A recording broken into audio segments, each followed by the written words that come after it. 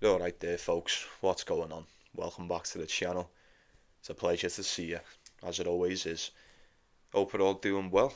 We've got the rest of these matches in round one that we need to talk about today, and we've got quite a few, so we'll waste no time in doing so. Before we do, like the video for me, if you would. Get yourself subscribed to the channel if you're not. Very close to 780. We may even be on 780, I'm not too sure. I think it was 777 last time I checked. I appreciate each and every one of you who's involved. And hey, look, if you're not, just get yourself involved. You will not be disappointed. I'd love to have you. If you want to support the channel, there's a link in the description and the pinned comment, along with the picks and the outrights and the timestamps and pretty much everything else. So now that's out the way, we'll get down to business, why not? Look, it's still the first round. Day 2 of the first round of the start of clay season. I'm not going to waste too much time nitpicking every one of these. I'm really not. Going to treat this one as more of a speed run. There is a couple that I like today. I may go for a parlay, I may not. As always, if it's pinned, it's pinned. If it's not, it's not. Feel free to get yourself involved with any opinions, any input is muchly appreciated. Right then, first off, Bucharest, Romania. We have got, and I'll skip some of these and we'll sweep some of them up towards the end, but I'll pick out the ones that I feel like are of interest to us. First off, we've got Dusan Lazovic, Christopher O'Connell. Never played each other before. There's not much to say about this one, is there? I mean, look, I like Christopher O'Connell. Fairly decent player. Gotten himself into some decent draws already this season. Dusan Lazovic, it's no secret to us. He ain't exactly been in the best of form. Not at all. Didn't start the greatest over on the hard court, but we do know he prefers it over here on the clay. 388 to 254. That is the record for Dusan Lazovic on his career on the clay, as opposed to Christopher O'Connell, 167 to 88. Fairly decent. You know, it's not as staggering as his opponents, you have to admit. O'Connell did go 2-4 on the clay last year, so maybe, I don't know. Bookies have got this one close. You know, I'm seeing Dusan Lazovic around 1.65, 1.7, roundabout, more or less. Admittingly, he has not been that great, and he has shown me nothing so far this season to suggest that it'd be worth me taking him. But if history is anything to go off, and my my experience with certain clay tournaments prior to this season, I'd say this is just the exact spot Dusan Lazovic can shine in. I really do. He's always a sleeper in these small clay tournaments. I would expect him, if anything, to get past this one.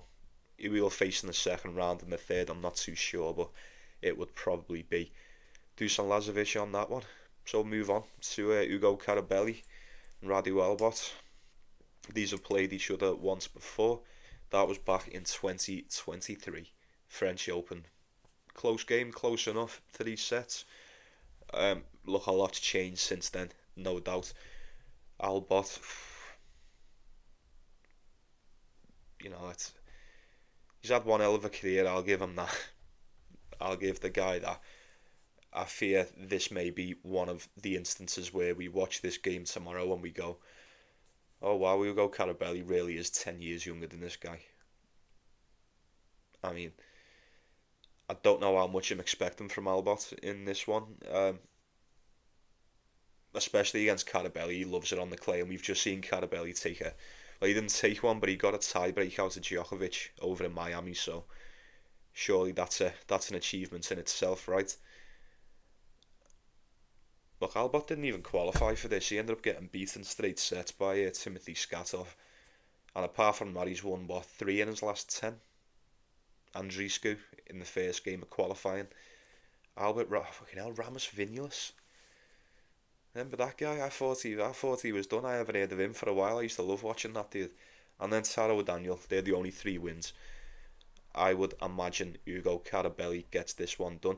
I'll be fairly disappointed if he doesn't. I've got this dude on an each way outright bet. So for those that may have missed yesterday's video, if he wins it, which he probably won't, great. But even if he gets to the final on each way, I'll get half the odds, and that'll do me. You never know. You never know. He's just the type of guy that can do something in a tournament like this. I'd imagine he's got more than enough to get past Radu Albot today. But we'll move on to Luka Nardi and Martin Fucsovics.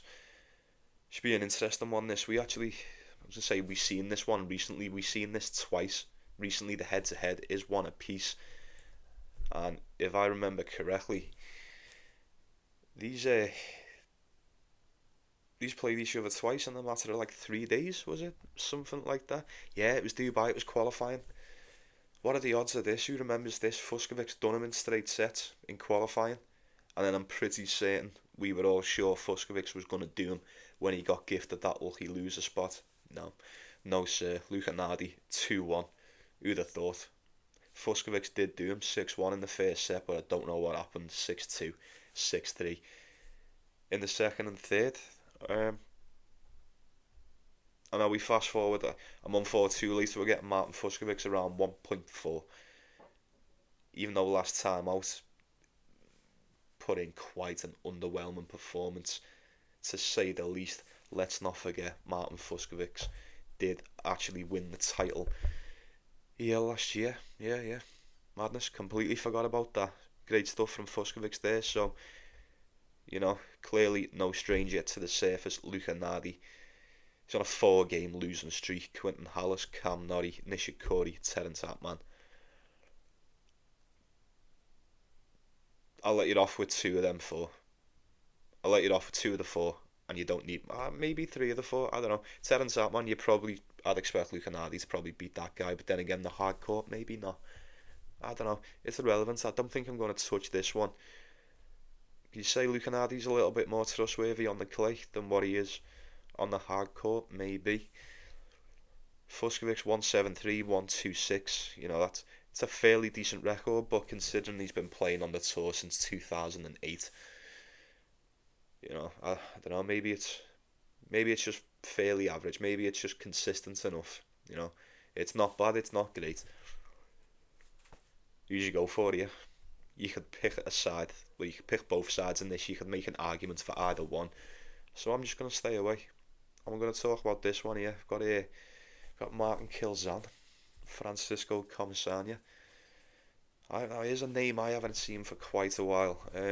Getting Comisania is quite a big favourite in this one. I expected nothing less. He did get beat last time out by Fede Sina over in the Miami Open first round. But coming back onto the clay, you have to admit, this is where Francisco Comisania thrives.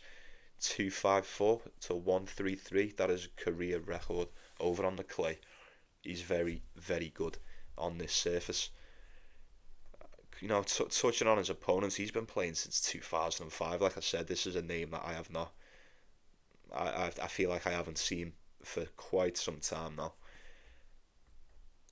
I don't think you would crucify me if I was to say I feel like the better days are most definitely behind Kilzan at this point.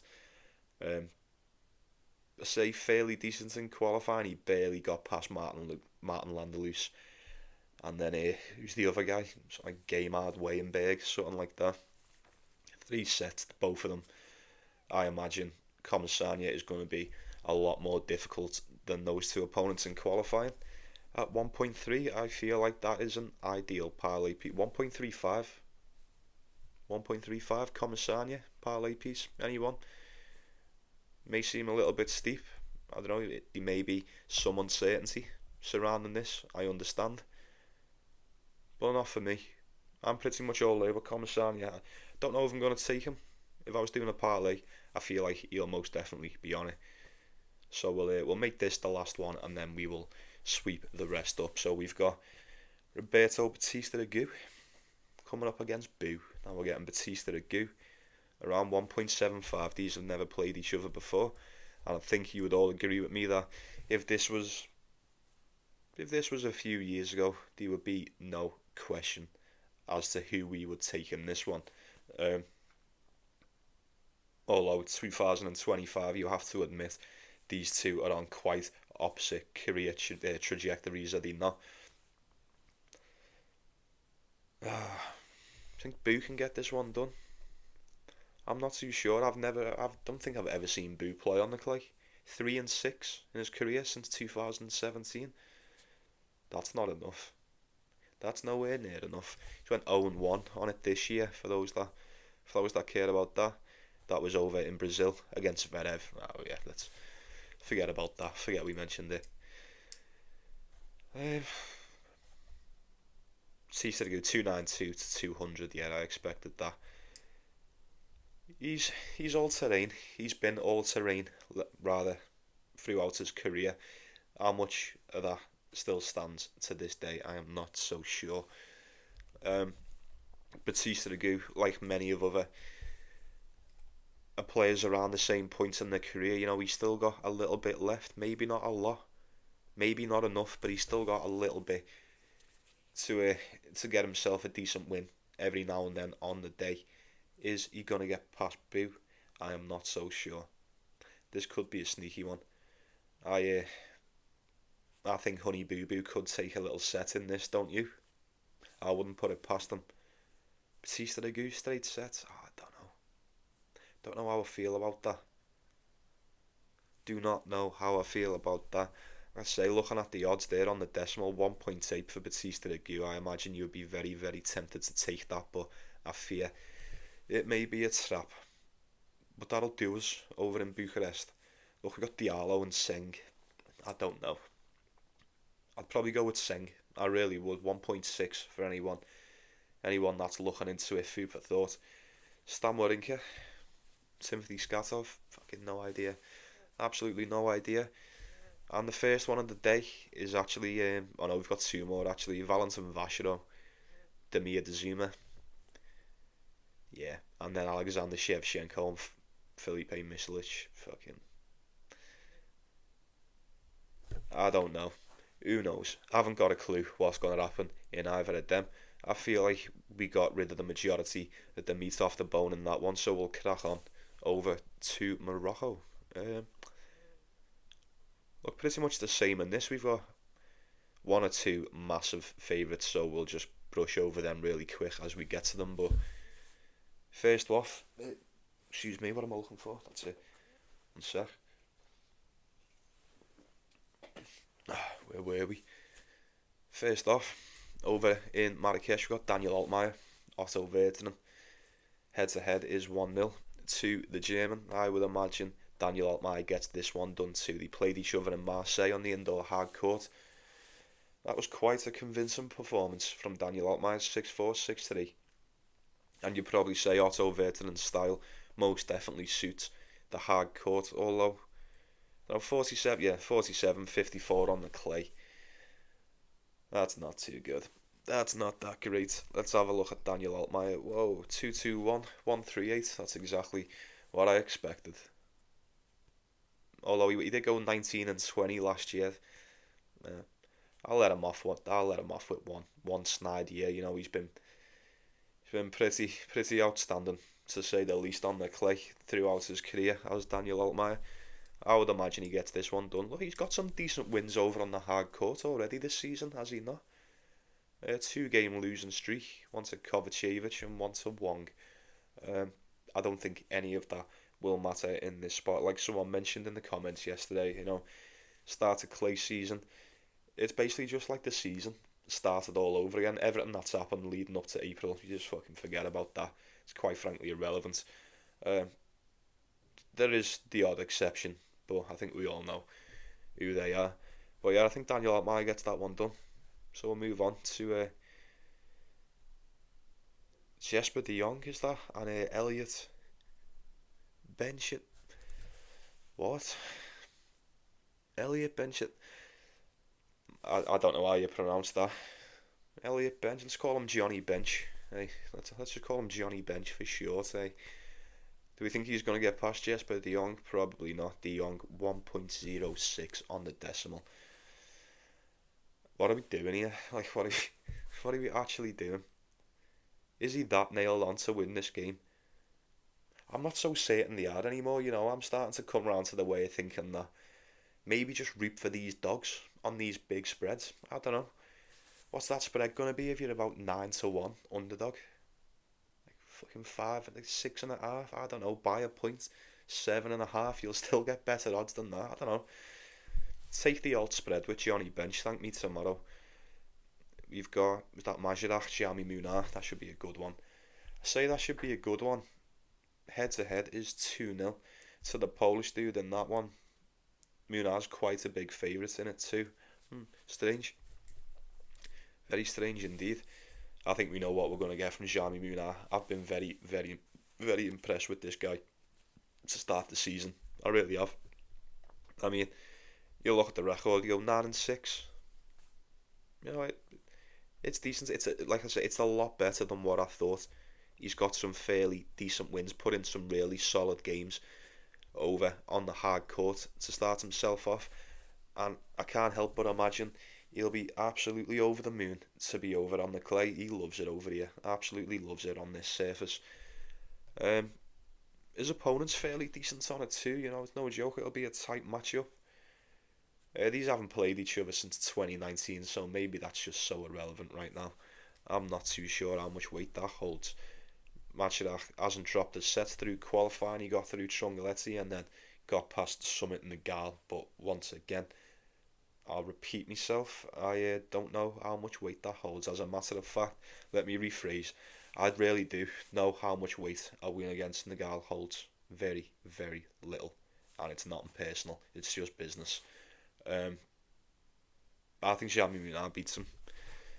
Yeah, fuck it. Don't overthink it. You could overthink each and every one of these and you'd be here all day trying to pick a winner. So, while it's the first round, I'm not picking it with much conviction. It'll be Jamie Munar or not him. So we'll move on. So, is that Pavel Kotov? Matej Bellucci? I'm alright, Jack. This ain't for me. This one just ain't for me. Head to head is 1-0 to Pavel Kotov for those that care. He's proven himself to be quite a fairly decent clay court player over the years, Pavel Kotov. Not spectacular, you know. Not on earth-shaking or groundbreaking, but decent enough. More than decent enough, you know. Some seasons have been better than others. There's some 20-9s, 20-12s, 11-9, you know. Give or take, it is what it is. It's Pavel Kotov in it. The master of inconsistency. I nearly called him the master of consistency then, fuck, you know. Matej Bellucci. I was going to say I think Matej Bellucci probably prefers the hard court surface as opposed to the dirt. And even on the hard court, he's been quite crap. Let's be honest. He's won one set in his last 5 games. That was against Davidovich Fokina. He's been beat by Diallo, Davidovich Fokina, Watanuki, Kovacevic, and Singh. Yep. It ain't looking good. It ain't looking good. Is he a favourite? No, surely not, no. Ignore me. Pavel Kotov, 1.8 on the decimal. I would not put a single penny on this guy, even if I did. Very, very untrustworthy. I wish you the best of luck if you're taking that. But we'll move on to, I say we'll move on. We've got Pablo Carreño Buster and some guy with a name that's making me... Eunice Lalami Larusi, is that? I don't know. Big Salami. Carreño Buster's 1.01. You may as well just... What is that? I said it with the Jesper de Jong game. 1.01. That's what the bookies have got you off. This is like boxing odds. This is like when Anthony Joshua fights them absolute bums and the odds are like 1 to 2,000. It should be illegal. You shouldn't be allowed to do this. This is nuts.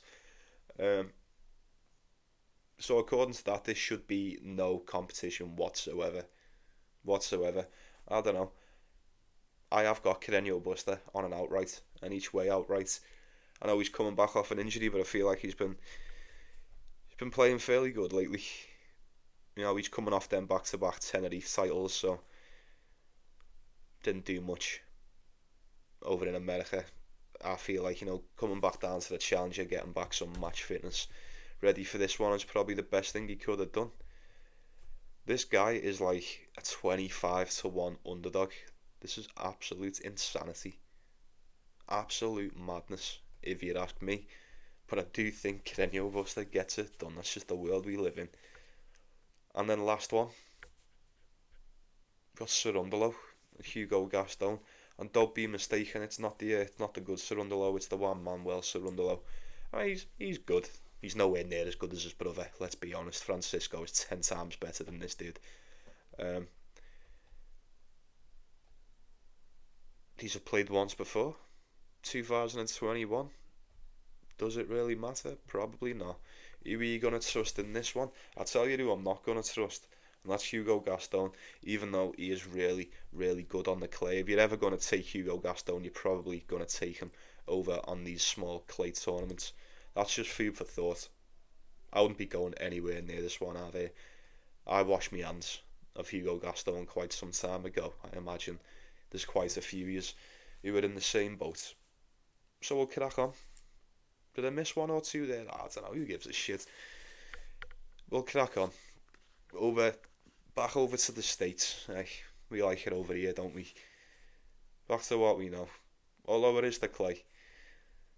Over in Houston, first off, there's a few games to play tonight, so you might be watching this and, I don't know, you might be watching Alex Michelson play Lerner TM. You might be watching Holt play. Is that Donnelly? I don't know. Or you could be watching Kovacevic play Echeverry.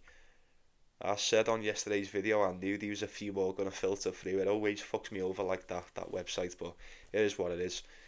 Took Echeverry on outright as well. We'll touch more on them for tomorrow's video once the first round's out the way, but they're all pinned anyway. Who've we got?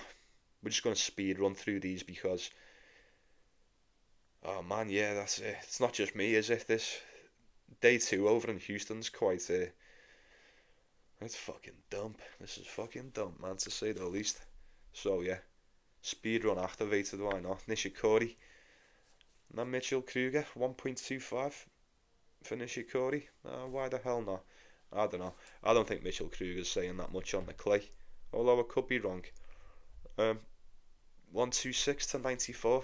It's touching on being 50-50, you know. I don't know. There's well better games to touch on today. Other than that one, it'd probably be Nishikori or not. And when did they last play each other? 2023 on the hard court, and that was a very close game. I don't know.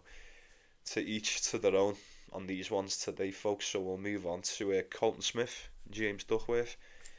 Now I'm not happy to admit it, but I'm still quite unfamiliar with the game of Colton Smith. Even at this point, everything I know about this lad is either through stuff that I've read or just footage that I've seen. But this is where I call upon the American allies on the channel. This is why I have you guys, you're perfect for this type of spot. You know a hell of a lot more about these young lads over there than I do. What's Colton Smith saying on the clay court? Anyone got any information for me on that? Speak up. Speak up. I don't think you will. He's played 2 games and they've all been this year and he's won both of them. Unless anyone's just like, there's any die-hard Colton Smith fans and he's following around, he's been peeking at his training sessions or whatever. I don't know, let me know. James Duckworth. Oh yeah, he doesn't really fancy himself as a clay player, does he? I don't know, I imagine Colton Smith, 1.3 on the decimal. That seems a little steep for me. James Duckworth is no doubt the more proven out of the two, but correct me if I'm wrong, I feel like Colton Smith has got a very, very high ceiling, so I wouldn't mind rolling the dice on the unknown with the American there. Fucking hell, these are dump.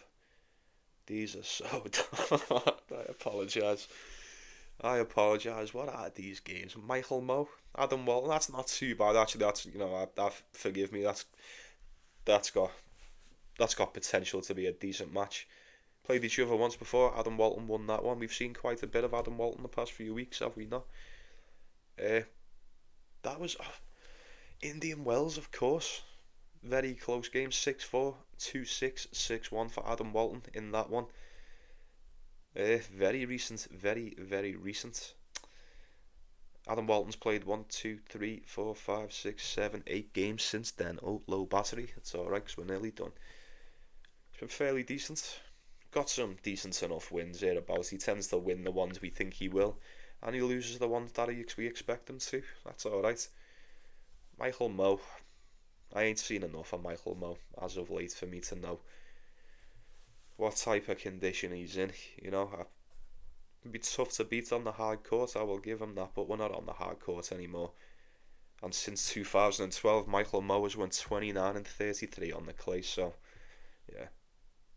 Although that's a lot better than Adam Walton, he's went 2 and 4 on the clay since 2015. Fuck.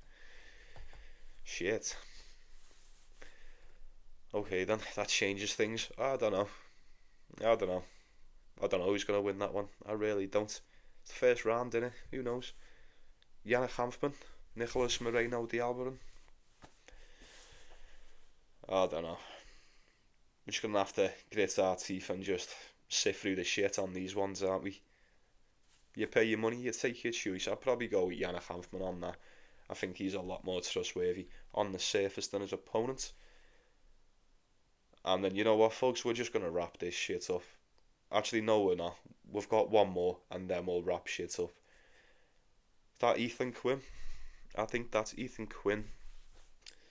Yeah, it is. We've got Ethan Quinn versus My Name is Earl. Probably go with Jordan Thompson in this one, right? 1.5. Not a bad price. Played each other a couple years ago, 2022 on the Challenger Tour. That was a very close game then. 6-2, 6-2, 2-6, 6-3. 3 sets. Jordan Thompson got that one done over in Charleston.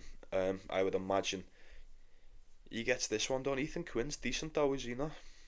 This is another one. This is one for the Americans. I mean, you know a lot more about this kid than I do. On the clay, very small sample size to go off. 8 and 11 since 2019. That's not enough. That's not enough. I think Jordan Thompson's a lot more trustworthy on this spot, although he doesn't really take to the clay that well, you have to admit. 3 and 5 last year, 0 and 3 the year before, 2 and 6, 2 and 6, 1 and 2. Oh, he's had some dump records for the past 5 years. I don't know. The odds would suggest he gets this one done. I know who is a lot more seasoned and a lot more trustworthy on the day, but I don't know. This is clay season for you, innit, folks? This is it. It's where things start getting fun. You start getting interesting. We've already had a couple of upsets already. I imagine there's going to be a shit ton more as the weeks go on. But I think that's going to do you, you know. Yeah. That's all of them, innit? Sound very well then, folks. I'll be saying good night to you. Yeah. If anyone's made it this far, please do let me know. Forgive me for rambling on. I'm pretty sure I'm getting sick as well. My throat is extremely sore. I'm fucking spitting feathers at the moment. I don't know what's happening with me. Sounding like Barry White up in this bitch. But right then, you take it easy, yeah? You take care of yourselves. As always, you take care of one another. It's the most important thing. Stay beautiful and all that. Appreciate each and every one of you. All the subscribers. We've got quite a decent little Paulie Sports squad on the go, haven't we? We'll be at 1,000 before we know it, and then who knows, folks, sky's the limit. Like I always say, by this time next year, Rodney will be millionaires. See you later, folks. Best bets, all that stuff in the comments. I appreciate all of the input. Let's go get that cash again today. Enjoy the matches, and I'll see you tomorrow.